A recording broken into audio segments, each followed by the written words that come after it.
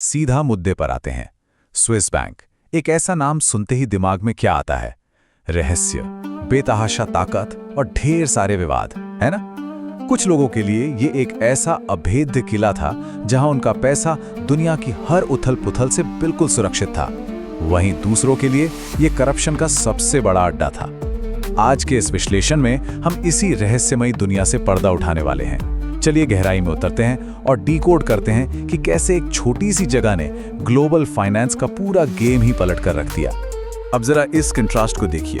एक तरफ है अमेरिका, ब्रिटेन, फ्रांस और जर्मनी जैसी महाशक्तियां, विशाल सेनाएं, भयंकर इकोनॉमी, सब कुछ है इनके पास। और दूसरी तरफ स्विट्जरलैंड, एक छोटा सा चारों तरफ जमीन से घिरा पहाड़ी देश, न कोई बड़ी फौज न कोई खास आबादी।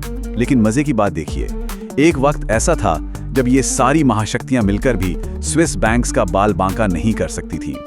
दुनिया के सबसे अमीर और ताकतवर लोगों का भरोसा अपनी सरकारों से ज्यादा इस छोटे से देश पर था। आखिर ये जादू हुआ कैसे? आगे बढ़ने से पहले ना एक बहुत बड़ी गलतफहमी दूर कर लेते हैं। हॉलीवुड की फिल्मों ने हमारे दिमाग में ये बिठा दिया है कि स्विस बैंक मतलब कोई एक बहुत बड़ी बिल्डिंग या कोई एक सिंगल तिजोरी है। असल में ऐसा कुछ नहीं है। स्विस बैंक किसी एक बैंक का नाम नहीं है, बल्कि स्विट्जरलैंड के अंदर काम करने वाले कई अलग अलग वित्तीय संस्थानों और बैंकों की एक पूरी चेन है। ये एक पूरी इंडस्ट्री है, कोई एक सिंगल तिजोरी नहीं। तो ये पूरा सिस्टम शुरू कैसे हुआ? भाग 1, birth of the shield, how European chaos created the demand for absolute secrecy. Europe की अफरा तफरी ने कैसे इस पूरी व्यवस्था को जन्म दिया, आइए समझते हैं। 20वीं सदी की शुरुआत का वक्त, मतलब दुनिया में भारी उथल-पुथल। 1914 में पहला विश्व युद्ध शुरू हुआ, जिसमें करीब 1 करोड़ 60 लाख लोग मारे गए। फिर 1917 की रूसी क्रांति आई, जहां अमीरों की संपत्तियों पर सरकार ने सीधा कब्जा कर लिया। उसके बाद 1929 का द ग्रेट डिप्रेशन, जिसने बड़े बड़े बिजनेस मिट्टी में मिला दिए। और 1933 आते आते जर्मनी में तानाशाही आ गई, राजनीतिक उत्पीड़न शुरू हो गया। इन सब का नतीजा क्या हुआ? तबाही के बाद सरकारें अपने देश को दोबारा खड़ा करने के लिए बेताब थीं और उनकी सीधी नजर गई अमीरों की संपत्ति पर। अब ऐसे में अमीर परिवारों को डर सताने लगा। उन्हें लगा कि भाई जीवन भर की कमाई रातों रात स्वाहा हो सकती है। उन्हें बस एक सुरक्षित पनाहगाह चाहिए थी, कोई ऐसी जगह जहां उनका पैसा एकदम महफूज रहे। और बस यहीं पर स्विट्जरलैंड ने एकदम सही मौके पर सही दाव चला। 1934 का स्विस फेडरल बैंकिंग एक्ट और उसका आर्टिकल 47, ये सच में एक बहुत बड़ा टर्निंग पॉइंट था। स्विट्जरलैंड ने सिर्फ कोई जुबानी वादा नहीं किया, बल्कि इसे बाकायदा एक राष्ट्रीय कानून बना डाला। इस कानून का सीधा सा मतलब था कि अगर कोई भी स्विस बैंक कर्मचारी बिना इजाजत के क्लाइंट की जानकारी लीक करता है तो ये एक क्रिमिनल ऑफेंस होगा, मतलब सीधा जेल। इसी एक मास्टर स्ट्रोक ने स्विस बैंकों को सिर्फ एक बैंक से एक अभेद्य कानूनी किले में तब्दील कर दिया। पर सवाल यह है कि स्विट्जरलैंड ही क्यों, कोई और देश क्यों नहीं? दरअसल 1815 में नेपोलियन की हार के बाद कांग्रेस ऑफ वियना ने स्विट्जरलैंड की परमानेंट न्यूट्रलिटी यानी स्थायी तटस्थता को मान्यता दे दी थी। स्विट्जरलैंड ने साफ कह दिया था कि भाई हम किसी के युद्ध में नहीं पड़ेंगे। ऊपर से आल्प्स के ऊंचे पहाड़ों ने इसे एक नेचुरल सिक्योरिटी गार्ड दे दिया था। सोचिए, जब पूरा यूरोप युद्ध की आग में जल रहा था, तब स्विट्जरलैंड एक ऐसा जोन था जो एकदम शांत और राजनीतिक रूप से पूरी तरह स्थिर था। और फाइनेंशियल दुनिया का सबसे बड़ा उसूल है, पैसे को स्थिरता से ज्यादा कुछ अट्रैक्ट नहीं करता। अब जरा इस सिस्टम के अंदर झांकते हैं। भाग 2, inside numbered accounts, the anatomy of extreme compartmentalisation. देखते हैं कि ये सीक्रेसी का खेल आखिर काम कैसे करता था। फिल्मों में जो बिना नाम वाले सूटकेस दिखाते हैं ना, ये असलियत में वैसा बिल्कुल नहीं था। बैंक को पहचान पता होती थी, लेकिन वो एक गजब की ट्रिक इस्तेमाल करते थे, एक्सट्रीम कंपार्टमेंटलाइजेशन।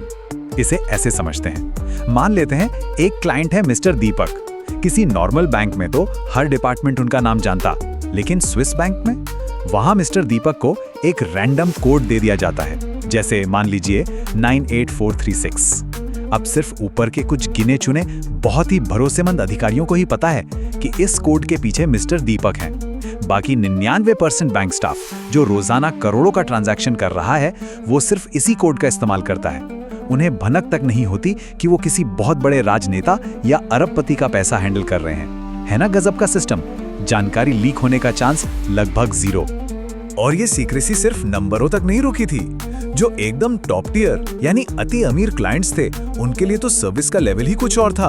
उनके लिए नकली नाम यानी स्यूडोनिम्स बनाए जाते थे, चिट्ठियां अलग पतों पर भेजी जाती थी और जो मीटिंग्स होती थी वो इतनी गुपचुप होती थी कि क्या ही कहें। मतलब ये वीआईपी क्लाइंट्स कागजों पर तो मौजूद थे लेकिन दुनिया के लिए एकदम अदृश्य। स्विट्जरलैंड ने प्राइवेसी को एक ऐसा लग्जरी प्रोडक्ट बना दिया था जिसकी लत दुनिया के सबसे ताकतवर लोगों को लग चुकी थी। लेकिन हर शानदार ढाल के पीछे एक स्याह सच भी छिप सकता है। भाग 3, safe haven for dictators, when the shield protects villains. अब बात करते हैं उस दौर की जब इस ढाल ने खलनायकों को भी बचाना शुरू कर दिया। जब कोई सिस्टम इतना फूल प्रूफ बन जाए तो उसका फायदा सिर्फ परेशान लोग ही नहीं बल्कि भ्रष्ट लोग भी उठाते हैं। फिलीपींस के फर्डिनांड मार्कोस को ही ले लीजिए। अपनी सत्ता के दौरान उन्होंने अरबों डॉलर स्विस खातों में छिपा दिए। उसे वापस लाने में 1986 की पूरी क्रांति और एक बहुत लंबी कानूनी लड़ाई लग गई। ऐसे ही जायरे के मोबुतु सेसे सेको ने अरबों की दौलत जमा की, वो भी तब जब उसका पूरा देश भयंकर गरीबी से जूझ रहा था। नाइजीरिया के सानी अबाचा के केस में भी उन करोड़ों डॉलर्स को ट्रैक करने और वापस लाने में दशकों लग गए। इन शासकों को हमेशा सत्ता छिनने का डर रहता था, इसलिए ये अपने देश का पैसा स्विस बैंकों में डंप करते रहे। ये सच में एक बहुत ही कड़वा विरोधाभास है। एक तरफ विकासशील देशों के आम नागरिक जो भारी टैक्स और गरीबी के बोझ तले दब रहे थे और दूसरी तरफ उनके अपने शासक जो अरबों डॉलर आराम से स्विस तिजोरियों में सेव करके बैठे थे। इसी विरोधाभास ने दुनिया भर में स्विस बैंकिंग की इमेज को बदलना शुरू किया। लोगों का नजरिया अब नेगेटिव होने लगा था। इस पूरी सिचुएशन को ये एक कोट बहुत ही बेहतरीन तरीके से समझाता है। एक ढाल कभी ये नहीं पूछती कि उसके पीछे खड़ा इंसान हीरो है या विलन, वो बस उसे बचाती है। स्विस बैंकों ने 1930s के दशक में जो कानून लोगों को तानाशाही से बचाने के लिए अच्छे इरादे से बनाया था, वही कानून अपनी इसी न्यूट्रलिटी के चक्कर में भ्रष्ट शासकों के लिए काले धन की जन्नत बन गया। सिस्टम ने सच में किसी में कोई भेदभाव नहीं किया। और ऐसा नहीं है कि सिर्फ बड़े बड़े तानाशाही इसका इस्तेमाल कर रहे थे। 2007 का एक बहुत ही चर्चित मामला है। हसन अली खान नाम के एक भारतीय बिजनेसमैन का नाम सामने आया था। आरोप था कि उनके करीब $8 बिलियन के इलिसिट फंड्स स्विस खातों में जमा थे।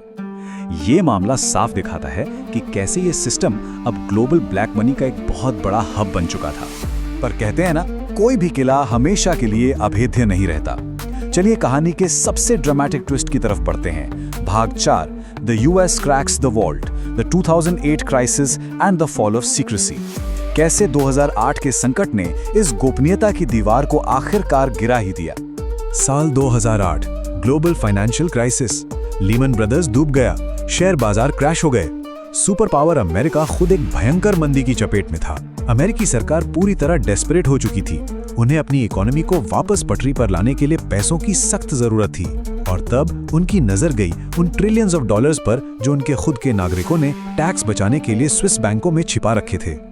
इस बार अमेरिका ने कोई सेना नहीं भेजी, उन्हें अंदर का ही एक आदमी मिल गया, ब्रैडली बर्कनफील्ड, एक पूर्व यूबीएस बैंकर जो विसल ब्लोअर बन गया। उसने अमेरिकी अधिकारियों को सब कुछ उगल दिया। उसने बताया कि कैसे स्विट्जरलैंड का सबसे बड़ा बैंक यूबीएस बहुत ही एक्टिव तरीके से अमीर अमेरिकियों की टैक्स चोरी में मदद कर रहा है। स्विस बैंकर खुद अमेरिका जाकर सीक्रेट मीटिंग्स करते थे। देखते ही देखते जो मामला सिर्फ एक प्राइवेसी का था, वो अमेरिका के लिए एक बहुत बड़ा क्रिमिनल टैक्स इवेजन केस बन गया। इसका नतीजा 2009 में अमेरिका के इस भयंकर दबाव के आगे यूबीएस को आखिरकार झुकना पड़ा। उन्होंने अमेरिका को $780 मिलियन का एक भारी भरकम सेटलमेंट दिया। लेकिन असली धमाका तो कुछ और था। यूबीएस ने हजारों अमेरिकी क्लाइंट्स की सीक्रेट फाइल्स भी अमेरिकी अथॉरिटीज को सौंप दी। ये सिर्फ एक लीगल हार नहीं थी, ये एक बहुत बड़ा साइकोलॉजिकल क्रैकडाउन था। जिस पल यूबीएस ने अपने क्लाइंट्स का डेटा शेयर किया, स्विस बैंकों का वो सबसे बड़ा वादा हमेशा के लिए टूट गया जिस पर उनकी पूरी बुनियाद टिके थी, यानी एब्सोल्यूट सीक्रेसी का वादा। पूरी दुनिया के अमीर क्लाइंट्स के दिमाग में एक बात बैठ गई कि अगर अमेरिका इस तिजोरी को तोड़ सकता है तो फिर अब उनका पैसा वहां सुरक्षित नहीं है। और फिर 2010 में अमेरिका ने एक ऐसा दांव चला जिसने ताबूत में आखिरी कील ठोक दी। फैटका यानी foreign account tax compliance act. ये इतना अग्रेसिव कानून था जिसने विदेशी बैंकों को सीधा अल्टीमेटम दे दिया, या तो अमेरिकी नागरिकों का डेटा शेयर करो या फिर भारी जुर्माना भरो और यूएस डॉलर सिस्टम से बाहर हो जाओ। अब डॉलर के बिना तो ग्लोबल फाइनेंस में कोई टिक ही नहीं सकता, तो स्विट्जरलैंड के पास घुटने टेकने के अलावा कोई और रास्ता बचा ही नहीं। अमेरिका के इस एक्शन ने पूरी दुनिया में एक डोमिनो इफेक्ट ला दिया। एक के बाद एक पूरी दुनिया में ट्रांसपेरेंसी ट्रीटी साइन होने लगी। भारत ने भी स्विट्जरलैंड पर जबरदस्त दबाव बनाना शुरू किया। उस वक्त करीब $3 बिलियन का मामला अटका हुआ था। और फिर 2015 में आ गए HSBC जिनेवा लीक्स, जिसने दुनिया भर के हजारों सीक्रेट खातों की पोल खोल दी। स्विस बैंकों का वो लेजेंडरी अनटचेबल वाला रुतबा अब बस इतिहास के पन्नों में सिमट कर रह गया था। तो क्या इसका मतलब ये हुआ कि दुनिया से सारा काला धन या हिडन वेल्थ एकदम गायब हो गया? बिल्कुल भी नहीं। भाग 5, the new hidden wealth, where the trillions migrated next. आइए देखते हैं कि स्विस बैंकों के इस किले के ढहने के बाद वो खरबों डॉलर आखिर गए कहां। स्विस सीक्रेसी खत्म होने का मतलब ये नहीं था कि पैसा उड़ गया, पैसा बस माइग्रेट हो गया। वेल्थ मैनेजमेंट इंडस्ट्री बहुत स्मार्ट है। उन्होंने खुद को डाइवर्सिफाई कर लिया और इस पैसे को सिंगापुर, दुबई, मॉरिशस और केमन आइलैंड्स जैसी नई जगहों पर शिफ्ट कर दिया। इसके लिए बहुत ही कॉम्प्लेक्स शेल कंपनियों और ट्रस्ट के जाल का इस्तेमाल किया जाने लगा। मतलब खेल वही पुराना है, बस मैदान और खिलाड़ी बदल गए हैं। और इसी के साथ हम एक बहुत ही गहरे सवाल पर आ खड़े होते हैं। सोचने वाली बात है, ऐतिहासिक स्विस तिजोरी तो टूट चुकी है, लेकिन ग्लोबल फाइनेंस के इस शातिर खेल में दुनिया की ये छुपी हुई दौलत अपना अगला अभेद्य किला कहां बनाएगी? सच्चाई तो यह है कि जब तक दुनिया में करप्शन और अस्थिरता रहेगी, तब तक ऐसी किसी न किसी ढाल की डिमांड भी बनी ही रहेगी। आज के इस विश्लेषण में बस इतना ही। उम्मीद है इस पेचीदा विषय को समझने में मजा आया होगा। ऐसे ही दिलचस्प विश्लेषणों के लिए जुड़े रहें।